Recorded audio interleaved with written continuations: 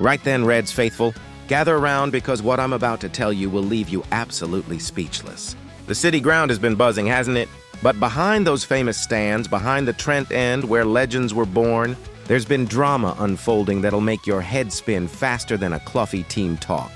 We're talking boardroom battles that stretch from Nottingham all the way to bloody Greece. We're talking about players whose futures hang in the balance, while millionaire owners play chess with our beloved Forest. And yes, we're talking about performances on the pitch that'll either fill you with hope or leave you scratching your head wondering what the hell is going on. Now listen carefully, because I've got 5 explosive stories that have emerged in the last 24 hours. Stories that paint a picture of our Forest in transition, in turmoil, and perhaps, just perhaps, in transformation. There's a Portuguese winger whose dreams of playing elsewhere might be crushed by Greek politics you couldn't make up if you tried. There's tactical evolution happening right before our eyes that some of you love and others are questioning. And there are individual performances that remind us why we fell in love with this beautiful game in the first place. But here's what I need from you right now, Reds. I need you to hit that like button because what's coming will challenge everything you thought you knew about where this club is heading. Drop me a comment and tell me, are you ready for the truth? Are you prepared to hear what's really been happening behind the scenes? Because I promise you this. By the time we reach the end of this video, you'll understand exactly why the next few weeks could define not just our season, but the entire future direction of Nottingham Forest Football Club. The first revelation involves a player you've been wanting to see leave, and the shocking reason why that move might collapse completely. He's been frustrating you for months, hasn't he? Standing on that touchline, barely getting minutes, watching opportunities slip by while we all wondered when he'd finally get his move away. A talented lad, no doubt about it. But stuck in limbo at the city ground, I'm talking about Jota Silva. And the bombshell that's just dropped about his potential transfer will leave you questioning everything about modern football politics. Here's what's happened. Reds, and trust me, you couldn't script this madness if you were writing a bloody soap opera. Sporting Club have been chasing our Portuguese winger for months, haven't they? They've wanted him, he's wanted them, seemed like the perfect match. A loan with option to buy, everyone happy, player gets his game time, we get him off the wage bill. The deal was practically done. Sporting sent their offer on Tuesday night. Our owner, that Greek shipping magnate Evangelos Marinakis, he'd accepted it. Handshakes all round, or so it seemed. Jota Silva was probably already packing his bags, dreaming of working with Rui Borges again, the manager who brought out his best football at Vitória de Guimarães. But then Wednesday morning arrives, and suddenly Marinakis does a complete U-turn. Not interested anymore. Deal's off. Why? Because Sporting had the audacity to sign Fotis Ioannidis from Panathinaikos for 22 million euros plus bonuses. Now here's where it gets properly mental. Marinakis doesn't just own our Forest, does he? He also owns Olympiacos back in Greece. And if you know anything about Greek football, you'll know that Olympiacos and Panathinaikos are bitter historic rivals. We're talking Derby hatred that makes our relationship with Derby County look like a friendly kickabout in the park. So our owner, in a fit of sporting politics and wounded pride, has basically said, you want to do business with my enemies? Then you can forget about doing business with me. Poor Jota Silva is caught in the middle of a Greek football vendetta that has absolutely nothing to do with his ability or our needs as a club. The lad himself, he's maintaining his position, wants the move, knows he needs game time, especially with a World Cup on the horizon. He understands he's going to be a substitute here in the Premier League, and at his age, he needs to be playing regularly. But there's still hope, isn't there? Jorge Mendes is working behind the scenes. And when that man gets involved, deals have a way of getting done. Plus, we've got connections through former advisors who helped bring Marinakis into football ownership in the first place. Tell me this, Forest faithful, should personal grievances between Greek clubs determine the future of our players? Drop your thoughts below because this saga shows just how complicated modern football ownership has become. The politics are messy, but our next story shows what's happening on the actual pitch might be giving us reasons for optimism. Right. Let's talk about what actually matters, shall we? Forget the boardroom politics for a minute. What about the football? What about the 90 minutes that determine whether we're heading up this table or sliding down it? because Saturday's 1-1 draw away at Burnley told us everything we need to know about where this team is heading under our current management setup. And before you start moaning about dropped points, hear me out. The Gaffer was buzzing after that match. Absolutely buzzing. Not because of the result. He knows we should have taken all 3 points. But because of what he saw from his players. The energy, the intensity, the way we pressed Burnley into mistakes and created chances. The most important thing for me is that we don't have time to settle and work because the league is running, he said afterwards, and you could hear the satisfaction in his voice. Since that opening day defeat to Arsenal, which, let's be honest, was always going to be tough, he's seen this team transforming week by week. 3 players made their debuts at Burnley. 3 lads trying to adapt to the pace and physicality of the Premier League while implementing a completely new tactical approach. That's not easy, is it? But they didn't look lost. They didn't look overwhelmed. They looked like they belonged. The philosophy is clear, even if it's taking time to perfect. High pressing when we lose the ball, quick transitions from defense to attack, getting bodies forward in support, and making sure we're always looking to hurt teams rather than just containing them. You can make a quick impact if the messages are clear, the boss explained, and that's exactly what we're seeing. Clear instructions, clear roles, players buying into the system even when they're still learning their teammates' names. We deserved to win that match against Burnley. Created better chances, controlled longer periods, showed more attacking intent. The fact we had to settle for a draw doesn't change the underlying progress that anyone with eyes could see. Scott Parker, fair play to him, admitted afterwards that he thought the result was about right from Burnley's perspective. That tells you something, doesn't it? When the opposition manager isn't claiming his team deserved more, you know you've put in a proper performance. But here's what excited me most about Burnley. It wasn't just the system or the tactics. It was seeing players who've been written off elsewhere suddenly looking like they belong at this level. Players finding their confidence, their form, their best positions within a coherent team structure. The growth of a team will come from a clear focus on principles, our manager said, and he's spot on. No point having talented individuals if they don't know what they're supposed to be doing or where their teammates are going to be. Are you buying into this tactical approach, Reds? Can you see the green shoots of progress even when the results aren't perfect yet? Let me know in the comments, because the next story shows what happens when individual brilliance meets team structure. Sometimes in football, you get those performances that remind you why you fell in love with this game in the first place. Individual brilliance that elevates the team. Technical quality that makes the ordinary look extraordinary. A player who just seems to be operating on a different wavelength from everyone else on the pitch. Alexander Zinchenko produced exactly that kind of display against Burnley. And if you missed it, you missed something special. The Ukrainian played the full 90 minutes, and from the first whistle to the last, he was absolutely everywhere. Defending like his life depended on it, creating chances for teammates, keeping possession under pressure when lesser players would have panicked and launched it into the stands. According to WhoScored's player ratings, he earned himself a 7.1 out of 10. Now that might not sound earth-shattering until you realize that only Nico Williams, who scored our goal, rated higher with an 8.1. In a team full of internationals, in a league full of world-class talents, Zinchenko was our second-best performer.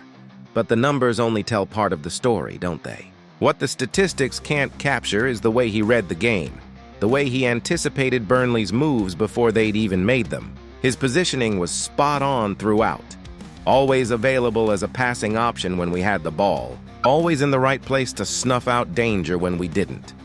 This is what quality looks like. Reds, this is what happens when you have a player who understands not just his own role, but how that role fits into the bigger tactical picture.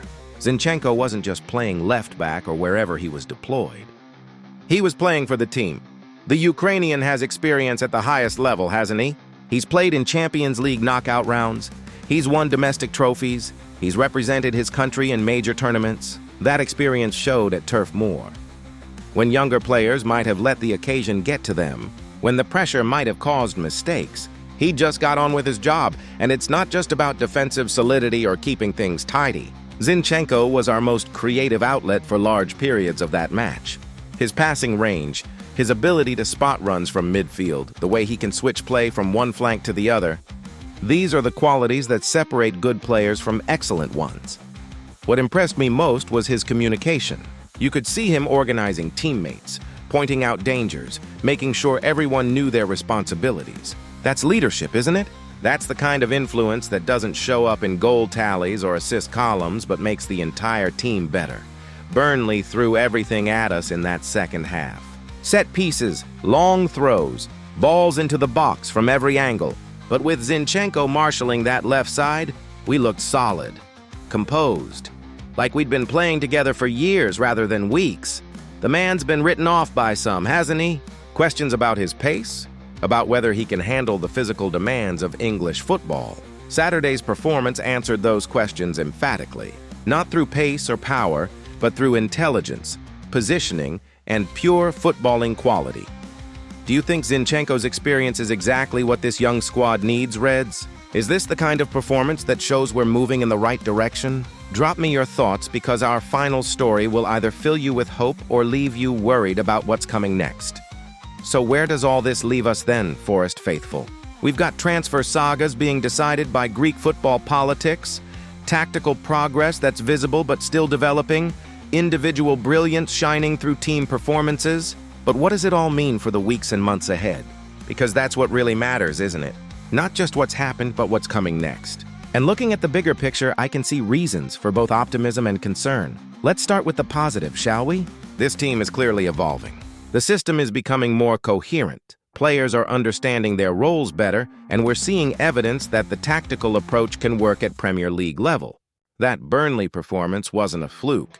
It was the logical progression from weeks of training groundwork. But evolution takes time, doesn't it? And time is something we might not have much of. The championship is unforgiving. Every point matters. And while we're seeing green shoots of progress, we need those shoots to start bearing fruit sooner rather than later. The Jota Silva situation tells us something important about how this club operates now. Marinakis isn't just our owner. He's a man with business interests and personal relationships that extend far beyond the city ground. Sometimes that works in our favor, bringing us connections and opportunities other clubs can't access. Other times, as we've seen this week, it means our transfer business gets complicated by factors that have nothing to do with football. What worries me is how players react to that kind of uncertainty. Jota Silva wants to leave, but he's stuck here because of politics he has no control over. How does that affect his attitude in training? How does it impact team morale when lads see their teammates' careers being determined by grudges and business relationships? On the flip side, performances like Zinchenko's show what this squad is capable of when everything clicks. We've got quality in this team, real quality. Players who can compete at this level and make the difference in tight matches. The question is whether we can get enough of them performing at their peak simultaneously. The tactical approach is promising, but it's still work in progress. Against Burnley, we created chances and controlled periods of the game, but we still couldn't find that killer instinct to turn dominance into victory. That's the difference between mid-table and European contention right there. Taking your chances when you're on top, and then there's the atmosphere around the club. The City Ground faithful are always going to back the team, but there's a restlessness, isn't there? People want to see progress, want to see ambition matching the investment, want to feel like we're building towards something special rather than just surviving. The next few fixtures will tell us a lot, not just about results, but about character, about resilience, about whether this group has what it takes to push through the difficult moments that every season brings. Are you feeling optimistic about where we're heading, Reds? Can you see the building blocks of something special? Or are you worried we're still too far from the finished article? Because what I'm about to tell you in our final segment might change how you view this entire season. Right then, Forest faithful, we've covered the politics, the tactics, the individual brilliance, and the bigger picture. Now it's time for the truth that some of you might not want to hear, but all of us need to understand. This season isn't going to be straightforward. It never was going to be, was it?